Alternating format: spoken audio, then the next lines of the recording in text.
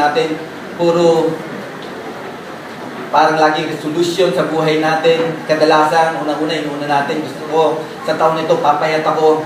Pero pag sa ating resolution ang iniisip natin, hindi nangyayari hanggang umpisa lang. Sabi ko, hindi na ako pupunta sa dako ko. Hindi na ako magdedieta na ako. Pero at the moment, isang araw ko na nakaya yun, o 2 araw. Ipakita mo after that, birthday naman ni Brother Dave, kailangan kami lumabas at i-treat ko siya. Napilitan, sabi ko, ang target ko this week, pumayat na ako, malisit siya ko, pero mas lalo yan kang lumaki. Pag ito ginagawa natin sa sarili natin, parang ang hirap gawin. Pero sana naman, pag ginagawa naman natin para sa Panginoon, sana naman ito magawa natin at this time, this year, ang targetin naman natin ay yung tunay na pagsamba natin sa ating Panginoon. Kung paano natin siya bibigay yung tunay at mataas na papuri sa Kanya. Last week, pinag-usapan natin tungkol sa babaeng makasalanan na matatagpuan sa Luke 7. Ito yung kung saan, dito yung talagang napinakita niya yung worship na napakaganda at kung paano niya ginawa ito. Kung saan talaga nagpakababa siya sa ating Panginoon. Doon binuhos siya kanyang luha at pinamuna sa paa ng ating Panginoon. Doon pinakita niya yung tunay na pagsamba. Dahil nakita niya rito yung 3 bagay na nais ng Diyos sa kanya. May nakakaalala ba ng message na yun? Ano yung unang R? Ito nagsimula sa revelation of His love, yung kapahayagan ng pag-ibig ng Diyos sa kanya. Ito yung kung saan naalala niya yung kabutihan ng Diyos, kung saan maalala natin muli yung kabutihan ng Diyos about sa atin. At yung pangalawa, ito yung nagsimula, naging response ng kanyang puso, yung response of her heart, kung saan doon nanumbalik siya sa Panginoon, bumalik siya kung anuman, yung mga bagay, kagaya ng alibugan na lumayo sa presensya ng kanyang ama, pero naalala niya yung kabutihan ng kanyang ama. At muli, ito yung nagbigay sa kanya na muli magbalik loob sa kanyang ama. Pero yung ama patuloy naman na lagi naman tayo tinatanggap. Kaya sabi ko, nung lumalaki ko, hindi ako naging mabuting anak. Kung saan, naging pasaway din ako katulad niyo. Kaya minsan ako napupuslit ako pag nakita ko yung mga kabataan, sobrang pasaway, pero sa totoo lang nakikita ko lang yung sarili ko sa kanila. Pero after all na ginawa ko yung mga bagay na yun, naging sakit ako sa ulo ng mga magulang ko.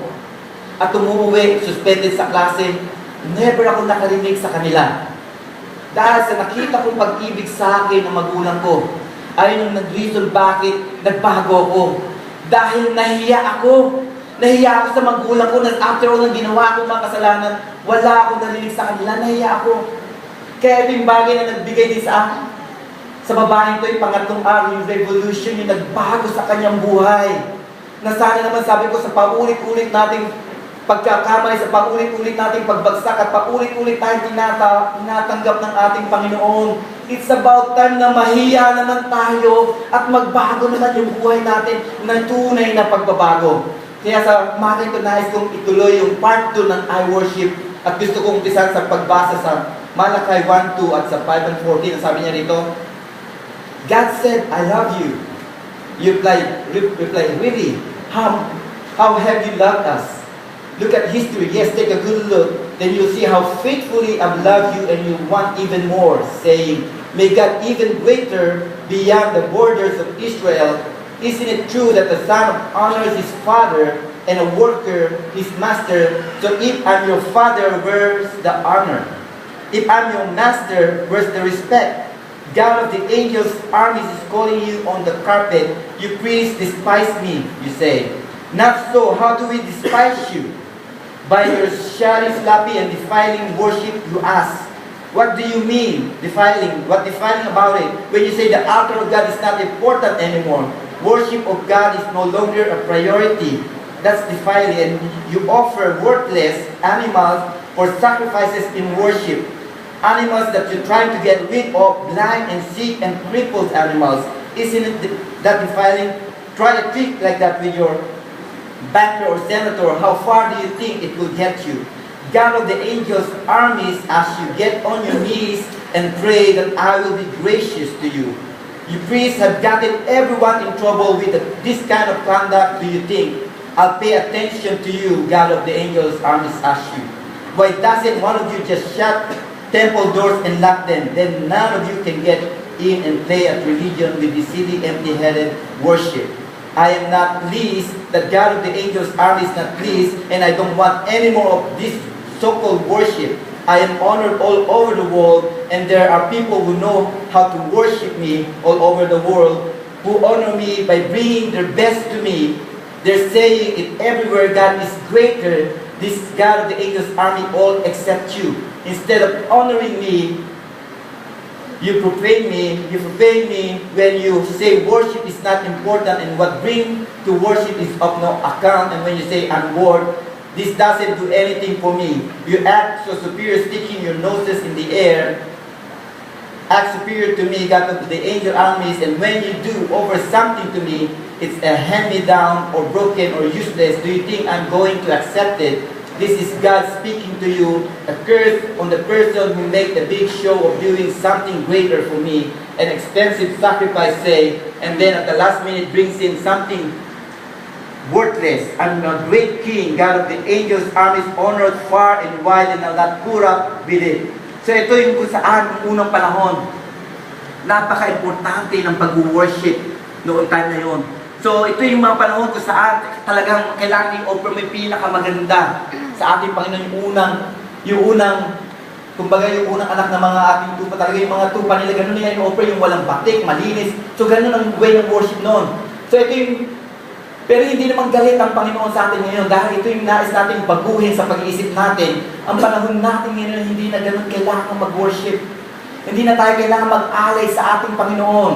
Kung saan pa, paano kung wala nga tayo pang-alay? Eh kung pang-alay natin, bulag nga yun na, wala man lang. Siguro yung time na yun, hindi nalulugod ng ating Panginoon. Pero ngayon, ibang panahon na tayo, dahil tayo ay we live by grace, na kung saan nung napakong ating Panginoong Jesus ay nahapak na yung bagay, yung puti na nagpapahiwalay sa atin doon sa kabanal-banalan. Tayo malaya na lumapit. So nais ng Diyos ay tayo ay sumamba sa ating Panginoon. Sabi nga rito, gusto ko talaga living a life of worship sa John 4:20. Yet the time is coming and has now come when the true worshiper will worship the Father in spirit and truth, for they are the kind of worshiper that the Father seeks. So ito yung nahanap ng ating Panginoon ngayon, na tayo sumamba sa Espiritu at katotohanan. Kung paano tayo nanambahan kanina, ganon ang nais ng Diyos. Napakasarap magpuri sa ating Panginoon. Kung atin lamang talagang dadamhin yung talagang presensya ng ating Panginoon na maalis kung saan yung pagiging ritual na para tayo nandito lang, para lang tayo manambahan, itaas ang kamay natin, and yet, wala tayong nararanasan. Kung ilan sa inyo siguro may mga kopya kayo, may binigay akong pamphlet. At gusto ko ito maging, para mapag-take note kayo. Unang-una na kailangan natin gawin. Ano ba ibig sabihin ng worship? Worship is intimate. Intimate.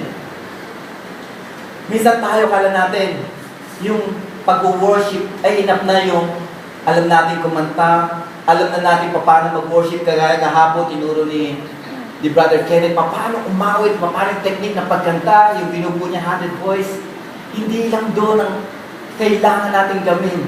Na tayo pag-awit natin sa Panginoon, kailangan tayo merong connection. Kadalasan we can sing to God. We can sing without any connection, yung malayo. Parang nagpa-practice lang tayo, pero every time na kailangan tayo i-separate natin sarili natin without a lot of personal interaction. Kailangan ito yung mabuo sa atin na tayo pag umawit sa Panginoon, pag tayo nagpuri, as if ito yung bagay na kailangan natin ibigay natin lahat sa Kanya. Doon natin ibuhos lahat ang bigatin natin sa Kanya. Kung saan, kung bakit lagi ako. Ito yung lagi tayo nare-review, ito tayo nare-recharge tayo, ito yung mga bigatin natin, pag binigay natin sa Kanya. Tila bagay, ito yung gumagaan yung pakiramdam natin. Kung kaya kung saan bakit hindi kami nagpapagod mag-asawa, sa totoo lang, hindi na halos kami nagpapahinga. Sa mga activities na sunod-sunod, paano daw namin nakikip up yung sarili namin because of yung talagang yung relationship namin sa Lord na talagang ito yung actual kami nakikipag-communicate sa Lord. Ito yung intimate na relationship natin sa ating Panginoon. Kung tayo sa atin mag-asawa, kung paano natin yung intimate relation experience natin sa asawa natin, ito yung shadow na gusto ng intimacy na Lord na mangyari sa Kanya. Kung gaano tayo ka-close sa ating mga asawa, tayo pag naniligaw, yung mga kalalakihan niya, talaga naman, as if talaga nag-e-effort yan para Dumalaw yan, pero talaga lahat na makuha niya ng loob na nililigawan niya.